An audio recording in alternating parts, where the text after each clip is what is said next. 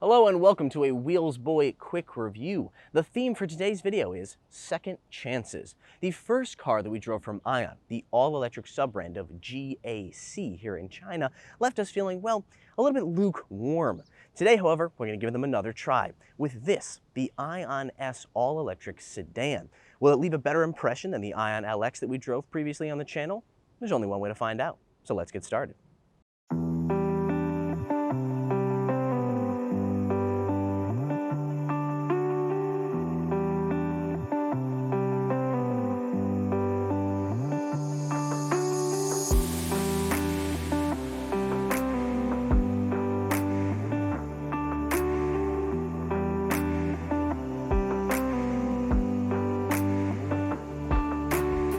Of all the complaints I had about the Aion LX, design wasn't one of them.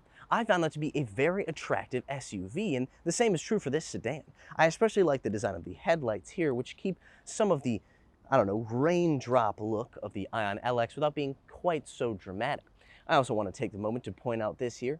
This is the camera as part of the ADI-Go or ADI-Go self-driving system, something we'll talk a little bit more about when we drive the car.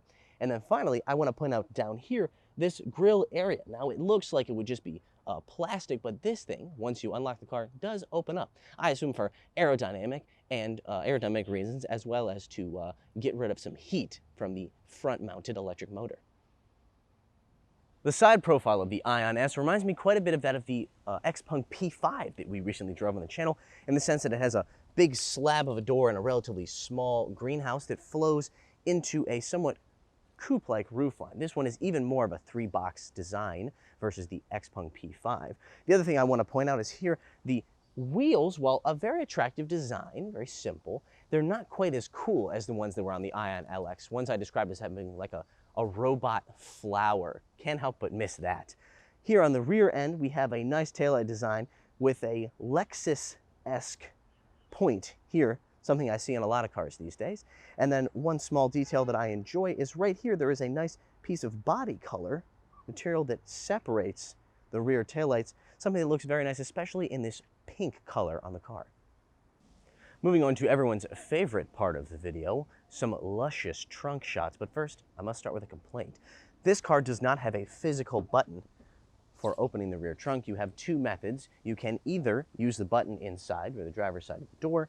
I believe you can get the button. You get close, it will open. Or you use the fob. Put simply, I don't like that. I would much prefer to have a physical button. Once you do get it open, however, you see there's about 453 liters of space, quite a capacious rear trunk in terms of both depth and depth inward as well.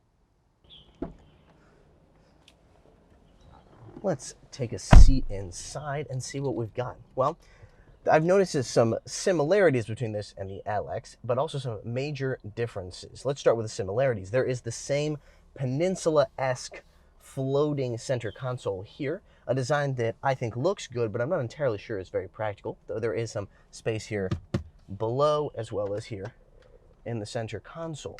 There are much more differences, however, and the biggest one starts here at the screens. The Aion LX that we drove had two 12.3-inch screens, one for the instrument cluster and one here for your center screen, that were kind of connected like so. These are much more separate. Here is a 12.3-inch, and here is a much larger 14.6-inch screen. I would also comment that the UI has undergone some changes, which make it, in my opinion, much better to use, though it may be that I learned it on the Aion LX, so it feels a little easier now. You all know I'm a big fan of colors inside of cars, so I have to admit that I'm not super delighted with the specific colors inside of this car. I love the exterior. The interior doesn't really do much for me. There's a gray color pattern here, as well as the black here on the dashboard and the doors, and then a darker gray here. Tones of gray, not what I would consider splashes of color, not very great. Here on the center console, one other difference between this and the LX I want to point out, and one that I do think is an improvement, is the transmission knob here. The LX had the P button, or the park button, here between the drive modes and the knob, which I found kind of inefficient, whereas here they now have the P right here in the middle, much easier to access, much better. When it comes to the back seat, the first thing I notice is this car is slightly behind the Xpeng P5 in terms of space. Here in legroom, but especially in headroom. Not particularly impressed with the amount of headroom back here. Speaking of headroom, or what's above your head at least, there is a very nice glass roof. Looks great, very nice on a relatively cloudy day, but I have to admit on this sunny day, it gets pretty hot under this thing. Other things to note, continuation of the shades of gray and silver and black interior, still not a fan. Here in the center, we have 2 USB ports and a fold-down armrest. A final note, in terms of interior material quality, I would say this is just about in line with the P5. Not bad. All versions of the Aion S come equipped with a single front-mounted electric motor, but there are a variety of battery packs and power levels available, which I'm going to read to you now.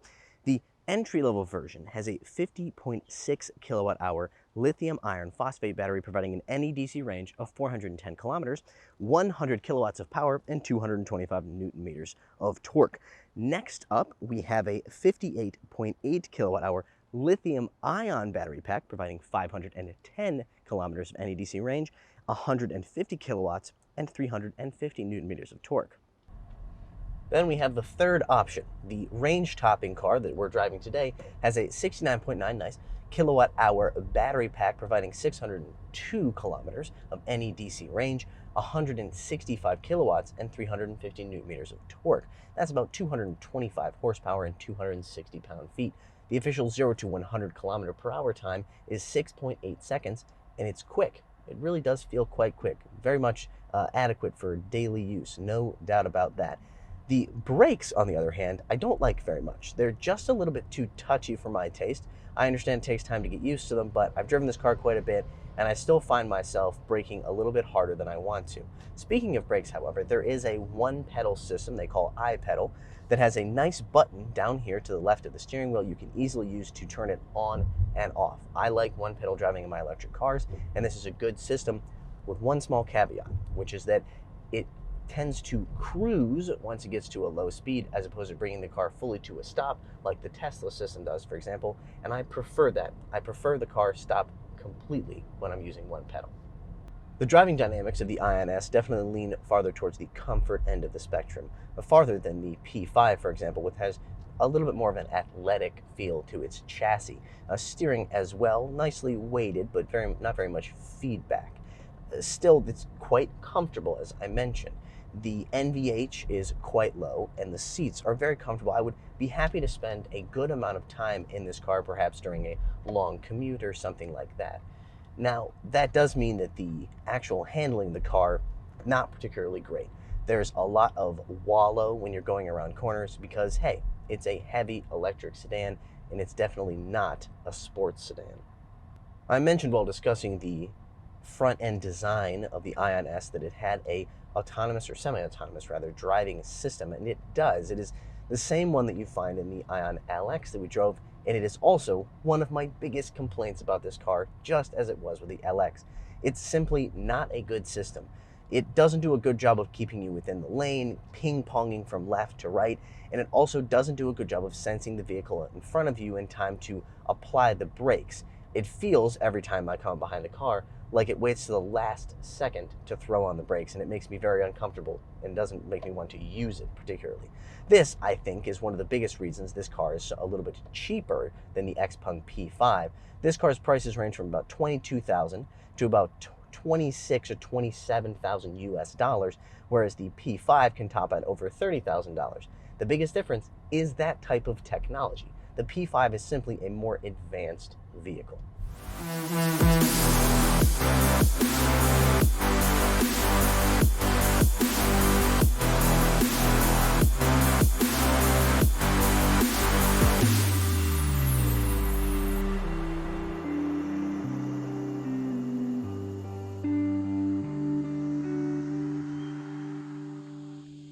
So there you have it. While our first experience of Aion the LX left us feeling a little bit lukewarm, this one, the Aion S, was much more positive and makes me look forward to trying out their other car, the Aion Y.